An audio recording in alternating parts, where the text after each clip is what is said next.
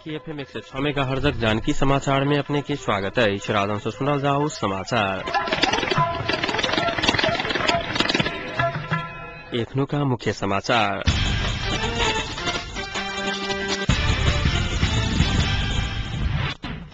Hooking नियंत्रण अभियान अंतर्गत धुनसाग विभिन्न स्थान से आए 22 गोटे पर पकड़ाव। फोटो सहित मतदाता नामावली में छूटल सबके जानकारी संबंधी जन चेतना कार्यक्रम शुरू। देश में अपरिहार्य संकट से बचाव लेल बजट अपरिहार्य रहल प्रधानमंत्री भट्टाचार्य कहब। नेपाल संतुलित नीति अपनाव सफल नहीं भेल तो देश खतरा में पड़त परराष्ट्रविद सभक आशंका। सहमति बिना कोनो भी हालत में बजट नहीं आवा देव प्रतिपक्षी दल सभक चेतावनी। अब वर्तमान समय में निकासक वार्ड निर्वाचन मात्र रहल फोरम अध्यक्ष यादवक दावी। नेपाल विद्युत प्राधिकरण वितरण केन्द्र जनकपुरा का हुकिंग नियंत्रण करके अभियान शुरू का आई हो। धनसाग विभिन्न स्थान पर छापामारी का 22 गोटे सहित विद्युतीय उपकरण नियंत्रण में लिया गया आई। वितरण केन्द्र प्रमुख राजीव सिंह से प्राप्त जानकारी अनुसार आई धनसाग वैर महुआ देवरी और बेलौली में छापामारी का हुकिंग का विद्युत प्रयोग के निहार 22 गोटे के नियंत्रण में लिया गया आई। छापामारी के क्रम में 3टा पानी ताना वाला मोटर 3 15 हॉर्स पावर के मिल में प्रयोग होने वाला 1टा मोटर 1टा रनिंग टेलीविजन नियंत्रण में लिया गया प्राधिकरण जनौलक आई। नियंत्रण में लिया गया सब गोटे के कार्रवाई के लिए जिला प्रहरी कार्यालय में बुझाओल गया। विद्युत चुहावट नियंत्रण करबाक उद्देश्य स्वरूप विगत 6 दिन से प्राधिकरण द्वारा जारी एहि अभियान अंतर्गत एखन धरि 4 दर्जन से अधिक ऊपर कार्रवाई भ चुकल प्राधिकरण जनौलक अछि। तहिना चोरी कऽ कऽ विद्युत प्रयोग के निहार व्यक्ति सब से एखन धरि 1.5 लाख से अधिक रकम जुर्माना स्वरूप लेल गेल बताओल गेल अछि। हुकिंग के माध्यम से धुनसा में व्यापार भ रहल विद्युत चुहावट नियंत्रण करबाक उद्देश्य से प्राधिकरण ई अभियान शुरू करने प्रमुख सिंह बतौने छलखिन। धुनसा जिला में एखन करीब 40 से 45% विद्युत चुहावट रहल बताओल गेल अछि।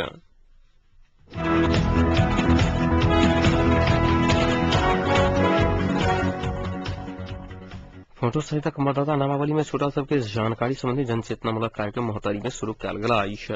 यूएसआईडी आ आईएफएस के सहयोग में जानकी महिला जागरण समाज जनकपुर फोटो सहित मतदाता नामावली में छूट भेल सबके लक्षित का मतदाता शिक्षा कार्यक्रम शुरू करने आई।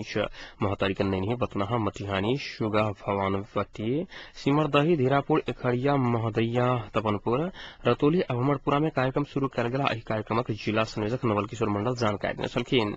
वही कार्यक्रम के थप प्रभावकारी बनावत जिला निर्वाचन कार्यालय सहित सब संघ समेत समन्वय आगाड़ी बढ़ाओल गेल बतौने छलखिन। ई कार्यक्रम जिला मुख्य सीमाना के भिठामोड़ भंसार और मटिहानी भंसार में समेत स्वयंसेवक रह शुरू कयल गेल अछि। ओतऽ काज में फिरल स्वयंसेवक सबके सीमाना के शव फिरता वाला सबके फोटो सहित के मतदाता नामावली के फायदा सहित एहि प्रक्रिया के बारे में जानकारी करा कर एहि प्रति जागरूक कयल जायत। जानकी महिला जागरण समाजक अध्यक्ष तुलसा आचार्य जानकारी देने छलखिन।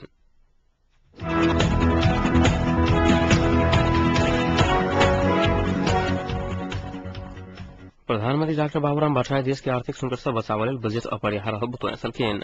आई राजधानी में नेपाल पब्लिक कैंपस संघक नवो राष्ट्रीय महाधिवेशन के संबोधन करते हुए पूर्ण बजट के अभाव में देश में गंभीर संकट धकल जा सकबाक भेलाक कारणे एहि दिस सब दल सचेत होबय पड़बाक बतौने छलखिन। संक्रमण के अवस्था में रहल देश के वर्तमान राजनीतिक संकट से बचावक लेल समाजक सचेत वर्ग से नेता सबके सकारात्मक डेंग उठाबय पड़त प्रधानमंत्री भट्टराय बतौने छलखिन। एक दोसर प्रसंग में प्रधानमंत्री पूर्व राजा अपन हैसियत बिसरि कऽ सक्रिय होबय खोजि रहल बतबैत आगामी दिन में समेत एहन काज के निरंतरता द कऽ पूर्व राजा के हैसियत से एखन दैत आबि रहल सुविधा सब छीनय के चेतावनी समेत देने छलखिन। प्रधानमंत्री पब्लिक कैंपस सब से विश्वविद्यालय के मांग केनाई स्वाभाविक और सकारात्मक हैत बतबैत सामुदायिक व्यवस्थापन में संचालित कैंपस सब उच्च शिक्षा में पहुंचाने योगदान के सरकार सही मूल्यांकन करय के प्रतिबद्धता समेत व्यक्त कयने छलखिन। कार्यक्रम में शिक्षा मंत्री दीनानाथ शर्मा शिक्षा मंत्रालय के संरचना सवाहिक समयानुकूल परिवर्तन कऽ कऽ ल जाय पड़त बतौने छलखिन।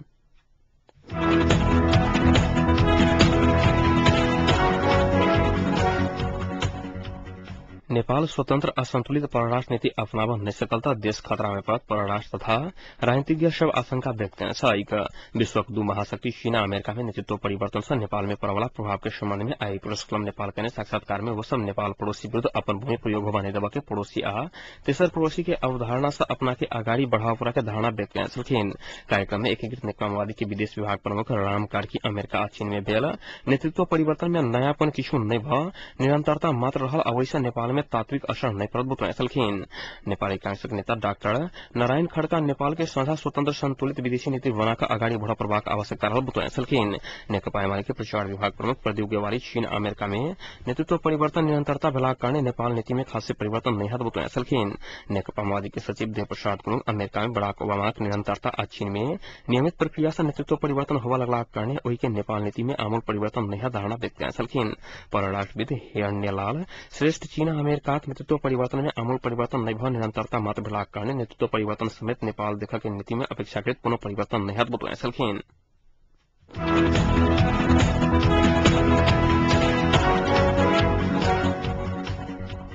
प्रतिपक्षी दलक प्रभावशाली नेता सब सहमति बिना कोनो भी हालत में पूर्ण बजेट लाभ नहीं देबाक चेतावनी देने आइछ। रिपोर्टर क्लब नेपाल आई राजधानी में कैने साक्षात्कार में नेकपा एमाले के प्रचार विभाग प्रमुख प्रदीप गेवाली सहमति बिना कोनो भी हालत में बजेट आवंटन नहीं देबा सकब बतबैत प्रतिपक्षी सब एखन के सरकार के बजेट पास कराकर बादल में सीढ़ी बनावा के काज अपने नहीं करब स्पष्ट करेछलखिन। नेपाली कांग्रेसक नेता डाक्टर नारायण खड्का नियंत्रण करवाला जनप्रतिनिधिमूलक संस्था ने भेलाक कारणे विपक्षी सब राष्ट्र के दुर्गति के चाबी नैतिक रूप से पतन भेल सरकार के तैयारी नहीं भेल दावी करेछलखिन। नेकपा माओवादी के सचिव देव गुरुङ अघन 7 गते पश्चात प्रधानमंत्री डाक्टर बाबूराम भट्टराई नेतृत्वक सरकार अवैधानिक है दावी करत अवैधानिक सरकार के पूर्ण बजेट लावा की हैसियत नहीं रहल बताएछलखिन।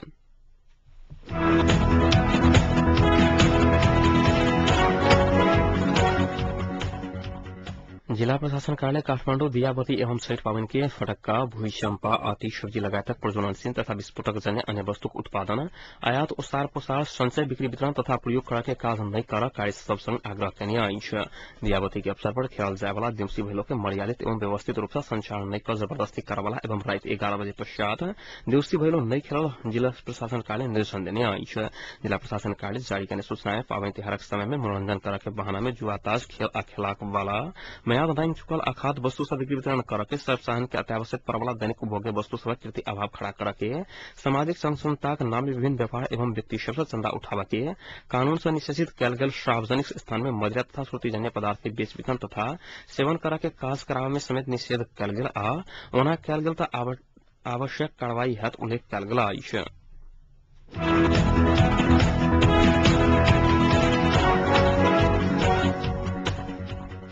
पूर्व पश्चिम राजमार्ग अंतर्गत सप्तारीख वंशेड़ा में यात्रु वाहक दूटा बस एक आपस में ठकराला बाद 2 गोटा के जान गेल आइछ।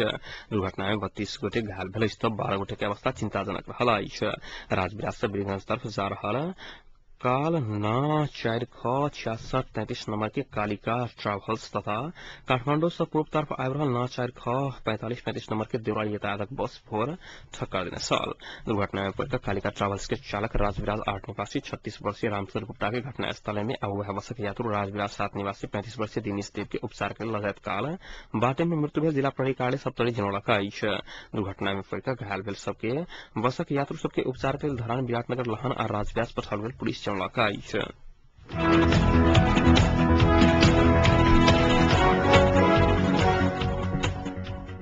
आई से शुरू भेल चीनिया कम्युनिस्ट पार्टी के 18वां महाधिवेशन के मद्देनजर करत नेपाल चीन बीचक उत्तरी नाका तातोपानी के सुरक्षा व्यवस्था अत्यंत कड़ा कल गेल आइछ।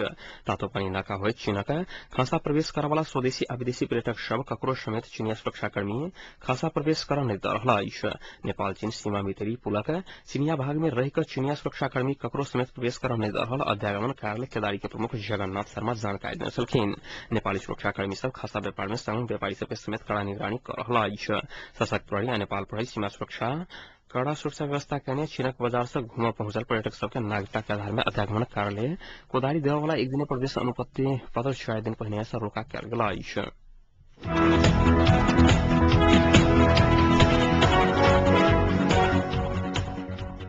उत्पादनक दृष्टिकोण से नेपालक अग्रणी मानल जाय वाला रामेछाप जिला में एहि वर्ष जुनार उत्पादन में कमी देखल गेल आइछ। जुनारक दाना में लागे वाला असीना पानी आ विभिन्न प्रकारक रोगक कारण उत्पादन में कमी आयत बताओल गेल आइछ। बीतल वर्षक तुलना में एहि वर्ष 25-30% धरि उत्पादन में कमी आयत किसान सब बतौनी आइछ। जुनारक दाना के चिलचिला में असीना पानी छुटला बाद एहि वर्षक उत्पादन भेल जुनार संघ रामेछाप के अध्यक्ष ढकाल विक्रम कार्की जानकारी देने छलखिन।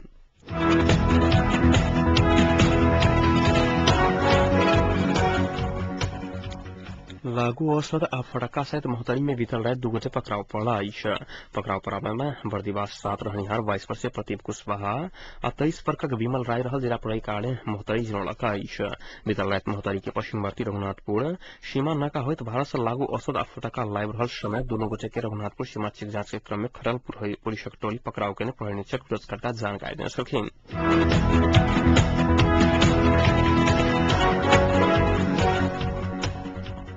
मधेसी जनता फोरम नेपालक अध्यक्ष उपेन्द्र यादव वर्तमान संकट निकास के लिए एकमात्र विकल्प संविधान सभा के नवनिर्वाचन रहल बतौले छलखिन। फोरम नेपाल द्वारा जनकपुर में आयोजित पत्रकार सम्मेलन में अध्यक्ष यादव एहन बात बतौले छलखिन। संविधान सभा के पुनर्स्थापन अवैधानिक कदम रहलाक कारणे केवल निर्वाचन मात्र एक विकल्प से हुनक कहब छलनि। नवनिर्वाचन के लिए दल सबक आपसी सहमति में चुनावी सरकार गठन करबा पर वो जोर देने छलखिन। वर्तमान सरकार हरेक मोर्चा पर असफल भ चुकल आरोप लगबैत प्रधानमंत्री के स्वयं राजीनामा दऽ कऽ मार्ग प्रशस्त करबा लेल यादव आग्रह कयने छलखिन। सरकारक विरुद्ध केवल पावनि तिहारक कारणे जनता सड़क पर नहीं आबि रहल यादव बतौने छलखिन। एकीकृत नेकपा माले नेपाली कांग्रेस नेकपा एमाले तीनों दल निर्वाचन नहीं चाहि रहल बतबैत एखन संविधान सभा के पुनर्स्थापन के चर्चा सत्ता के ब्लैक मेलिंग के लिए भ रहल यादव बतौने छलखिन।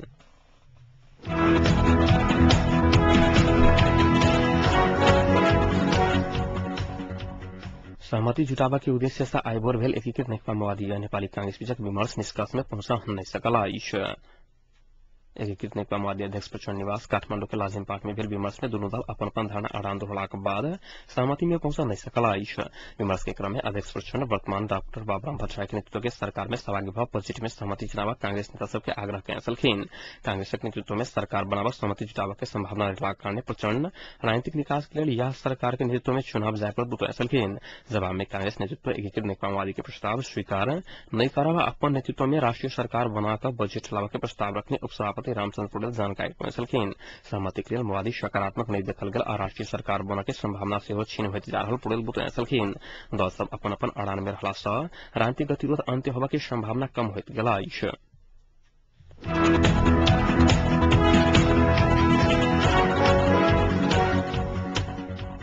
स्वास्थ्य क्षेत्र में राजनीतिक हस्तक्षेप भेल कहत ओहि के विरोध में ललितपुरक पाटन अस्पतालक स्वास्थ्यकर्मी सब आंदोलन जारी रखने आंदोलन क्रम में आइ भोर उपकुलपति संगीता भंडारी के कार्यकक्ष में तालाबंदी करब पहुंचल स्वास्थ्यकर्मी आ पुलिस बीच झड़प भेला।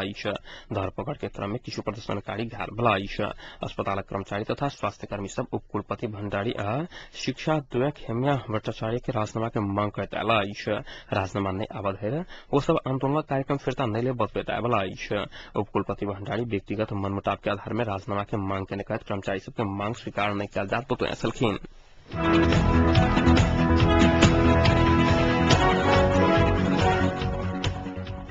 सिरहाक लहान में रहल सरकारी कार्यालय समय एखन सूचना अधिकारी नहीं तोकल गेला। कार्यालय समय सूचना अधिकारी नहीं भेलाक कारणे आवश्यक पड़य वाला सूचना लेवा से जनता आ पत्रकार वंचित भेला।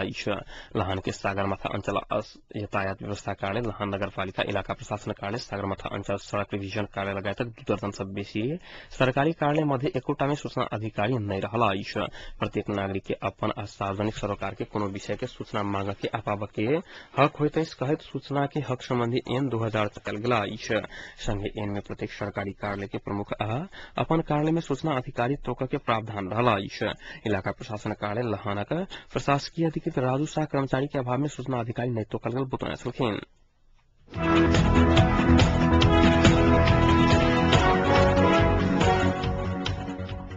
मधेसी जानकार फोरम गणतांत्रिक के केंद्रीय अध्यक्ष में राजकिशोर यादव चयन भेला। वीरगंज में विद्यालय संपन्न प्रथम महाधिवेशन समय यादवक अध्यक्षता में 57 सदस्य केंद्रीय कार्य समिति सर्वसम्मत से चयन कयल गेला। केंद्रीय कार्य समिति के उपाध्यक्ष में सीताराम अग्रवाल तथा महासचिव में शशि कपूर मियां इकबाल अहमद शाह चयन भेला। तहिना सचिव में हेमंत शर्मा आ कोषाध्यक्ष में सविता यादव के चयन कयल गेला।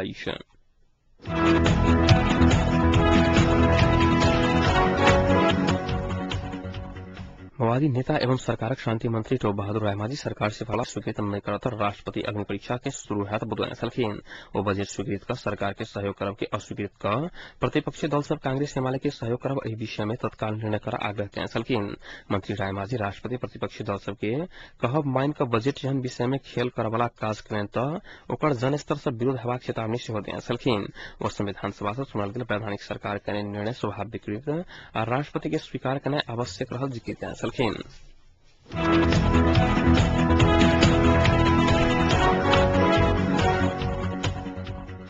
जयनगर पंचायत भवन में अवैध तरीका से ट्रांसपोर्टक संचालन कयल जा रहा अछि जकर निबंधन बिहार सरकार अंतर्गत नहीं अछि। बिना निबंधन ट्रांसपोर्ट संचालन भेला से बिहार सरकारक राजस्व में चोरी भ रहल अछि। ट्रांसपोर्टक संचालन संभव ऊपरी पहुंच भेलाक कारणे प्रशासन सेहो आंखि बंद केने अछि। अवैध ट्रांसपोर्ट द्वारा देवदा बासुपट्टी उमगांव योगिया पदमा लक्ष्मीनिया खुतौना स्थान पर निर्बाध रूप में माल पहुंचाओल जा रहा अछि। तेना जयनगर नगर पंचायत अंतर्गत सड़क अतिक्रमण क विस्फोटक फटाका बिना इजाजत के बेचल जा रहा अछि, जाहिसे बिहार सरकारक राजस्व सेहो मार में पड़ि रहल छै। त जयनगर नगर पंचायत द्वारा दियावती पावनि के अवसर में कोनो तरहक सर सफाई नहीं कयल गेल अछि। सड़क पर गंदगी के ढेर लागल अछि, पूरा शहर दुर्गंधित भेल अछि। स्थानीय वासी सब द्वारा कमला नदी आ जयनगर बाबा पोखरी में छठि पावनि के लेल सर सफाई एवं सजावट काज कयल जा रहल अछि, मुदा प्रशासन दिसक कोनो ठोस काज नहीं भ रहल अछि। स्थानीय वासी सब उपराग व्यक्त कने सहकर्मी सुरेश कुमार याता गुप्ता जानकारी देने छलखिन।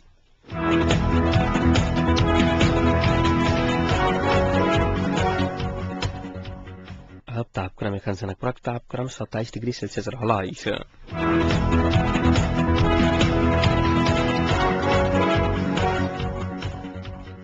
प्रमुख समाचार अंत में पुनः एक बेर फिर से।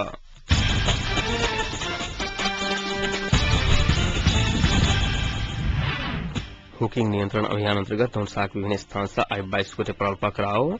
फोटो सहित मतदाता नामावली में छूटल सबके जानकारी संबंधी जनचेतनामूलक कार्यक्रम शुरू। देश के अपरिहार्य संकट से बचाव लेल बजट अपरिहार्य रहल, प्रधानमंत्री भट्टाचार्यक कहब। नेपाल संतुलित नीति अपनाबा सफल नहीं भेल तो देश खतरा में पड़त, परराष्ट्रविद सभक आशंका। सहमति बिना कोनो हालत में बजट नहीं आबय देब प्रतिपक्षी दल सभक चेतावनी। वर्तमान समय में निकासक वार्ड निर्वाचन मात्र रहल, फोरम अध्यक्ष यादव के दावी। अहिक संग एखनुका जानकी समाचार इतै संपन्न होते। पुनः 9:55 में जानकी समाचारक संग उपस्थित रहबेटा करब। ताधरि के सुनते जानकी एफएम 106 मेगाहर्ट्ज। नमस्कार।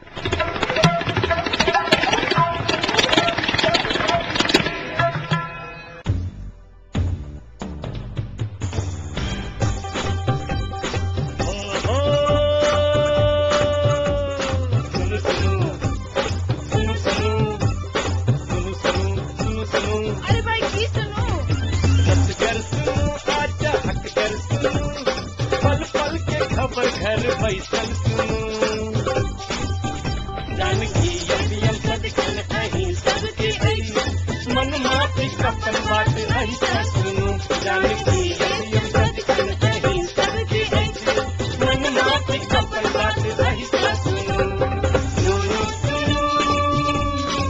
सुनो गर्व